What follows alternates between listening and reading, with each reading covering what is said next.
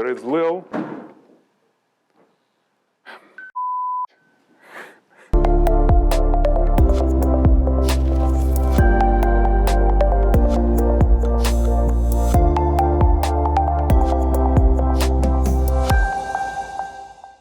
In this video, I'm going to tell you my experience with this Impact Venture TTL-600 watt-second battery-powered strobe light. You will see how it performs in the studio, where I will test its stop in action, stop in power, meaning the flash duration, and how it works outside with the against the sun shot, where we'll be testing high-speed sync mode. Check out the video so you will see what you will get in this box along with the light. The light by itself, you see, it's a relatively small light.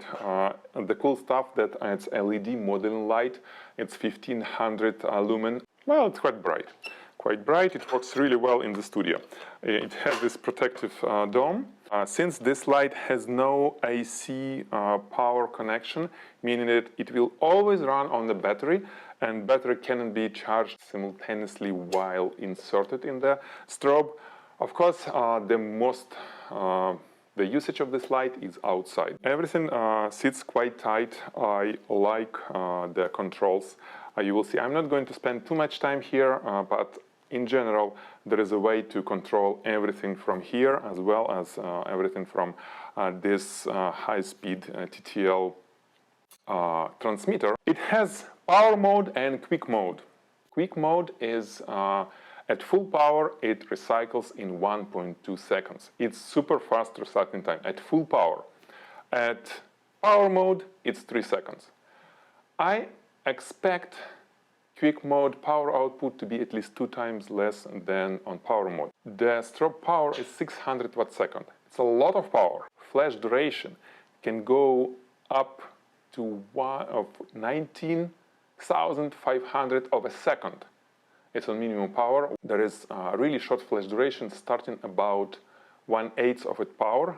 It will be about 1/2300 of a second flash duration, T1, which is enough to stop most of the splashes, all the action photography that you can do in the studio. You know, powder, any bursts will be looking great when you shoot it with this strobe. If you want to learn more about, how you stop action with the flash duration, not with the shutter speed, we don't use shutter speed, even though it's capable of shooting, let's say, 1/8000 of a second shutter speed. No, in the studio, we shoot at X-Sync, which is about 1/200 of a second shutter speed on the camera, but we use strobe, which has short flash duration, and this what stops the action. The first thing that I didn't like about is the mount. Of course, nothing wrong with it. It's Comet. I think it's Comet mount. I don't think this is really a popular mount. Why they didn't use Bowens, for example, I have no idea. But you know what? I found that a regular Bowens mount, this is a speed ring Bowens mount, works well on this with slight modification. So it basically gets like this, and the only thing that you need to do is drill a hole on the light where you fix with this screw, you fix the mount. So you just need to have a hole in the speed ring, and it works relatively well with that hole inside. I made a hole for the octabox that we're going to use outside, okay, and it works beautiful. Another thing that I found which was not really cool is the charger for battery. Battery has no indicator. It just, little hole for the charger. And the charger by itself is like this. It has no levels of, how much battery is charged. No indicators. It just has one connection for the battery and one connection for the AC power. I was connecting battery to the charger. You see this little green light? I hope you see it. It's green. That means it's charged. And for me, it was laying on the shell, and it was a little bit like this. I didn't notice it. So I was charging battery overnight. It was cool, and next morning I kind of unplug it, put in the light, and it was like just a little, left, and it died in few pops. And then I found that, you know, what is happening. It's basically draining the battery and showing the green light. Once you plug it in, it will be red light because battery will be charging. So, not a big deal. Of course, it's my user mistake, but just be aware of it, okay? It's kind of a little bit strange behavior. It comes with a little handle for handheld operations. And I'm not going to do this right now, but you see this one, I mean, there is a regular screw which fixes it there. The one for the stand is really tight and nice.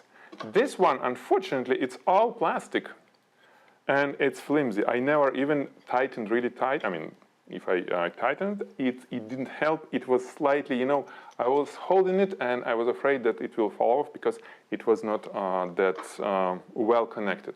What's cool about this light is it has, well, it's built on HDBT, I think that's how you call it, the element, which means not only fast flash duration, but constant color temperature. On this one, it's consistent all across the range of power outputs.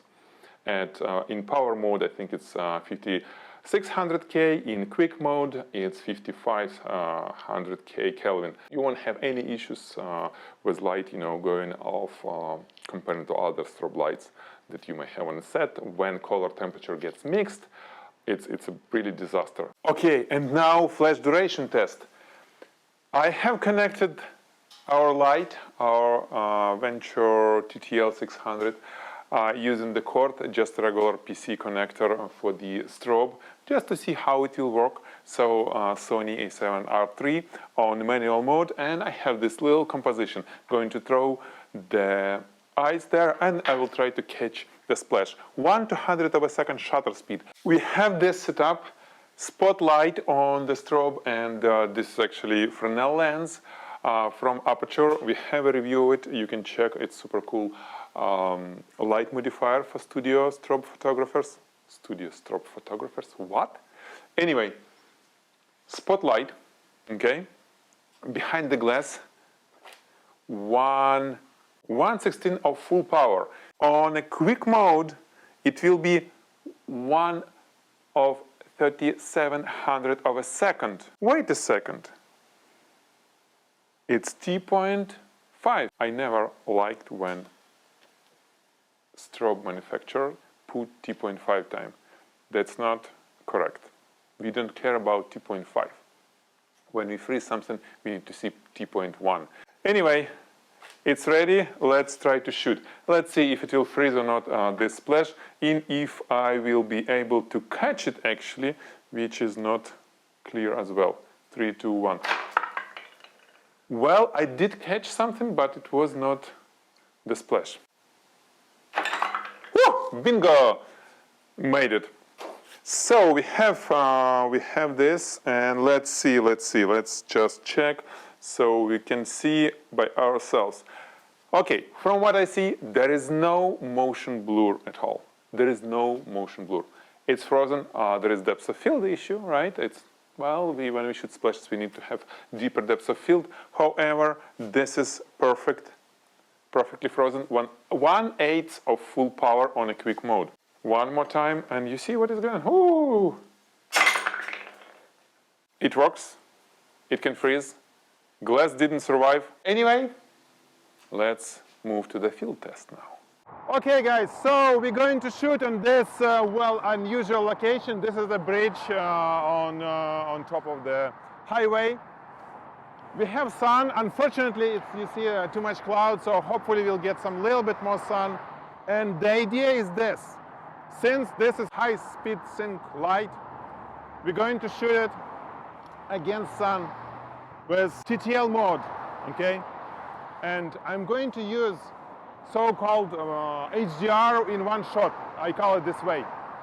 It means I'm going to underexpose the ambient light, meaning that I'm shooting minus 1.3 f-stop. Exposure correction, compensation, minus 1.3. Sky will be blue and the rest will be dark. However, I'm going to boost flash compensation. It will be plus 1.3 f-stops for TTL, for the strobe. So we'll see if it will overpower the sun have nice highlights on the model, and still have, you know, nice sky and beautiful stuff all around. Okay, ready? Okay, this time I'm using 55mm lens. Okay, I'm going to use it at, let's say it's 1.8 lens, so 3.2, and it will be at ISO 100, 1/1000 of a second shutter speed. Really crazy. Higher. Okay, slightly like that. Yes, like that. Beautiful. Okay, Lena, 3, 2, 1. So this is what we're getting, and looks pretty cool to me. Let's do some more. Okay, doing good. 3, 2, 1. Beautiful. I'm going to boost a little bit more. So instead of 1.3, it will be 1.7 plus f-stop flash compensation. Great. Okay, 3, 2, 1. Nice. I'm going to do even more. -2 f-stop for ambient exposure compensation, okay? I need sky to be blue and not overexposed at all. It's a little bit too dark at 1/2000 of a second. Shorter shutter speed, it's harder to strobe to fire. So not going to do more than this. It's a little bit too much. What it shows. Battery is good, all is good. Plus 1.7, yes, TTL mode. Let's try now to shoot in manual mode, okay? Switching to manual mode, full power. Oh no, you know, in manual mode it's not gonna sync. No, it syncs. Wow! In manual mode it runs HSS, right, mode. High speed, yes, it's on. So it's beautiful, and you can see it's a lot of power. It's way than we need. So manual is better. I'm not a big fan of shooting TTL, honestly. Half of full power. Cool. A little bit more. 3, 2, 1. Beautiful. Amazing. Thank you, Lena. Lena is Miss Russian San Francisco. So now I'm going to use 16 35mm lens. This lens, it's not my favorite lens, but it's a wide angle, so we can have some nice shot. 3, 2, 1. Whew. I need more power. Beautiful. Look at this. Amazing, amazing. Let's have a sun right behind our model. Great. Going to switch to TTL. We'll see how it will handle it. Works great. So far, I really like what I see. Amazing light. So now I'm going to shoot at, well, f3.2, 55mm lens, TTL mode, continuous autofocus, meaning that it will be tracking subject, hopefully at Sony A7R3. Lena will be walking towards me and I'll be taking shot. Plus 2.3 f-stop of flash duration. Okay. Lena, walk towards me. Awesome, thank you. Cool, cool, cool. That's it. We have only one. Unfortunately, since it's almost full power, it's almost 3 seconds recycling time, we can shoot only one time per run. 1/5000th of a second. Crazy. 3, 2, 1. Plus 2.7 f-stops flash compensation. Minus 1.3 at ISO 100. 1/1000th of a second shutter speed. Okay, Lena, please walk. Okay guys, now we're going to shoot this on a little bit different environment, no wires, you know, no metal, so something nice. A little bit different angle, sun is there, light is over there, right? Going to use 55mm lens at f2.2 ISO 100, and it will be about 1/2000 to 1/2500 of a second shutter speed. Minus 1.7 ambient exposure compensation, plus 2.3 flash compensation. This will kind of make it look again more interesting. I really love when the model is popping out, you know, popping up from the environment, from the bright sky and everything. Now let's do just test shot. Whoa, it's a lot. I mean, wait a second, why it's so much?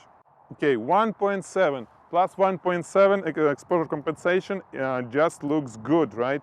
This is what we are getting. 3, 2, go. You see, it's a little bit inconsistent. Yeah, so what I want to test is to see how it really can overpower the sun. 3, 2, go. Yes, definitely. Done. Now it's hot tea time, and we'll go to the studio. If you didn't subscribe to the channel yet, please subscribe. It's the right time to do this because, well, once we post something cool, you'll be notified. It's always good, right? When it's waiting for you, you know, something nice and interesting. Thank you, Lena. It was an amazing. You are the Russian Miss San Francisco. Russian Miss. Russian Miss San Francisco. What year? This year? Last year? Last year. Last year. Yeah. Wow. So thank you so much. It was Thank you. amazing. Thank you, the team. Bye. Yeah, she's beautiful. And it's cold. It was cold outside. So this is the real-time experience, real-life experience with this Impact powered strobe light. I liked it. I like it, and well, again, looking at the photos that we got outside, looking at fast recycling time. The power was, I mean, it was literally, it was no situation when it was not enough power, because the unit couldn't deliver it. It was some TTL because of, you know, we were shooting against bright sky. It was mistakes basically of TTL. The closest competitor, probably Godot's ADX600 Pro Vistra light. It's about $100 less. I've seen it on b&hphotovideo.com for $900. This I've seen almost for, well, $1,000. You know, full battery after almost 200, almost full power shots. Looks good to me. Big plus is the power, tons of power, short flash duration. You've seen how I stop the action. It's cool, right? You can use it in studio or, you know, some jumps of your models. The remote, the transmitter, it's, well, it's a little bit unusual, you know, how you mount it. I prefer it, you know, to stand in somewhere like this, but probably there is a reason for this. Kind of a little bit smaller profile of the camera, and, well, probably looking on top, it's better.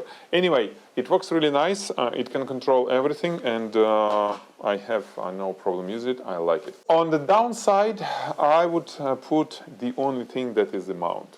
Alrighty, this is it. Thank you for your attention. See you on the next video. There is a button to subscribe, and make sure to click that little bell so you'll be notified when we go live, and we'll show you something cool here in the studio. Okay, see you. Bye.